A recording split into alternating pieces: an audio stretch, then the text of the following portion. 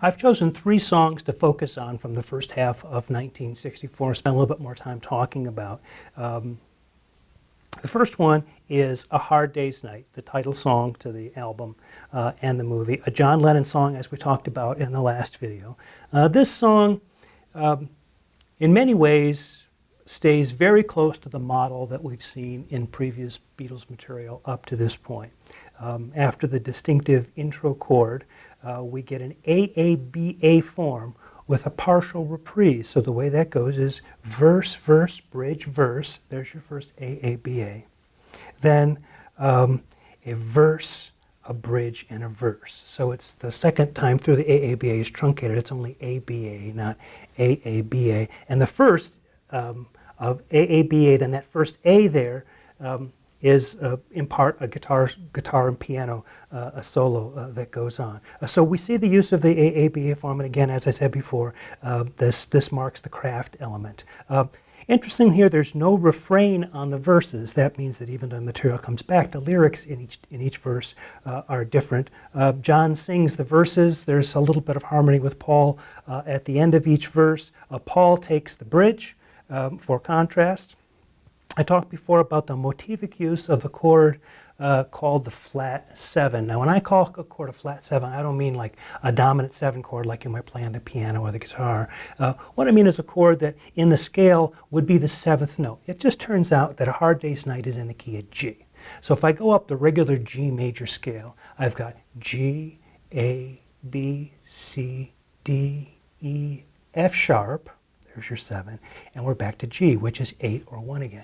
If I take that F sharp and I flat it, I turn it from F sharp into F natural. The chord built on that F natural is called the flat 7 chord. Now, as it turns out in popular music, before A Hard Day's Night, the flat 7 chord had not been used a whole lot.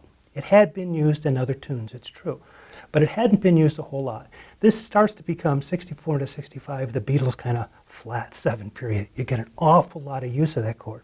The interesting thing for me about this particular tune is when the tune starts, that big gigantic chord that people for years tried to figure out exactly what all the notes are. They should have just read Walter Everett's fantastic book on the Beatles where he tells you exactly what the notes are, but I think that one guy got a government grant to figure out what the notes were using computer analysis and all this kind of thing. Listen, it was, in fact, what Walt Everett puts in his book was confirmed when a few years ago Giles Martin, George Martin's son, went into the studio and isolated the 3 tracks that make up the chord. And what do you know, if it isn't exactly what Walt said it was. But that famous chord is really a flat 7 chord, that kabang at the very beginning of the tune. And then when the tune continues, the flat 7 chord is used in the course of the actual tune itself. And then at the end, that flat 7 comes back in arpeggiation on the electric 12 string at the very end. And so it sort of sets the tone at the beginning, it becomes an element in the song all the way through, and then on the way out, it's recomposed or something different is done with it, musically speaking, but it uses exactly the same materials. This way of refashioning and reusing distinctive kind of material is more the way classical musicians think than the way pop craftspeople think. And so I think that's a fairly remarkable feature of A Hard Day's Night and really sort of points the way toward further Beatle experimentation in the future. I should also mention the use of the Rickenbacker 12-string on this album and on this song in particular. George Harrison got one of the first electric 12-string guitars made by the Rickenbacker Company.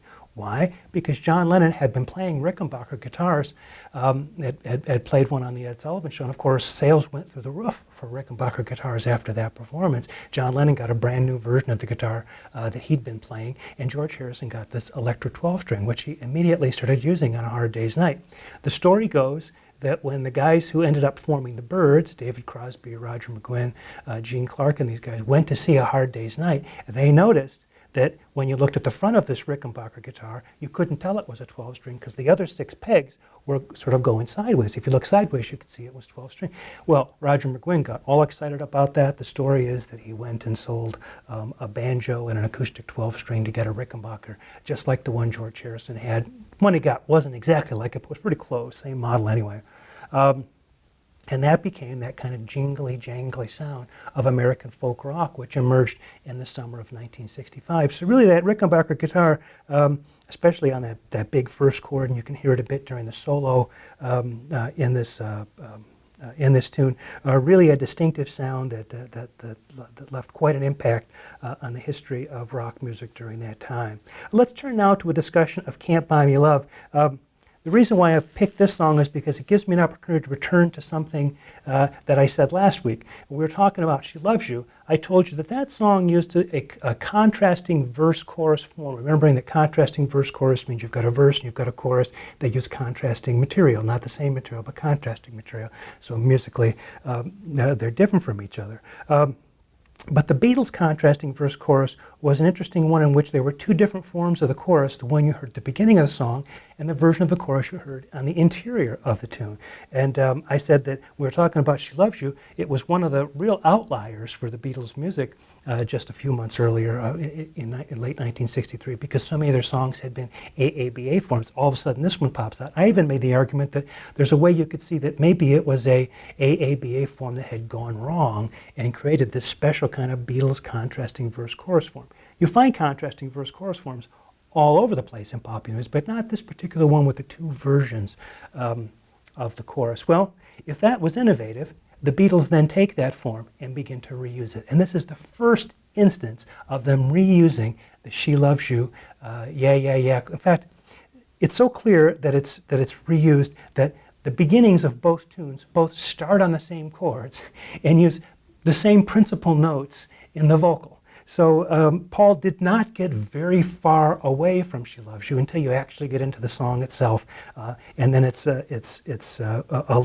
different enough that I think a lot of people wouldn't put the connection between the two. So it's important to see with Can't Buy Me Love that you get, for example, the first version of the chorus, and then you get a couple of verses in the second version of the chorus, back to a verse, a guitar solo on a verse, and then the second version of the chorus, a verse, and then a first version of the chorus coming back at the very end. So when you sort of scan the tune and listen to it through, you can hear this form unfolding in that way. So it's important to see that even innovation during this early craft period, when they come across something that works, rather than try to look for something else totally new that works, they take the thing that worked and they work it again. So it's innovation that then becomes a part of their toolbox for making the best kind of popular music they can make.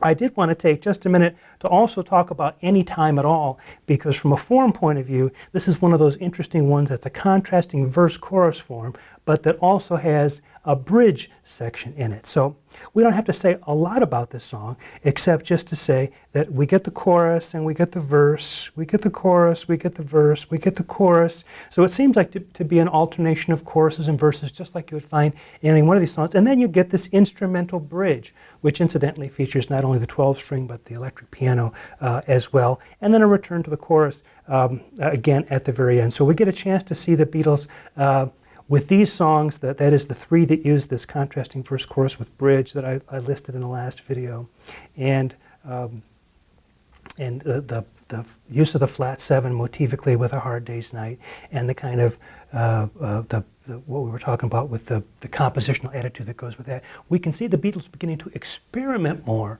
with the forms that they've inherited through popular music.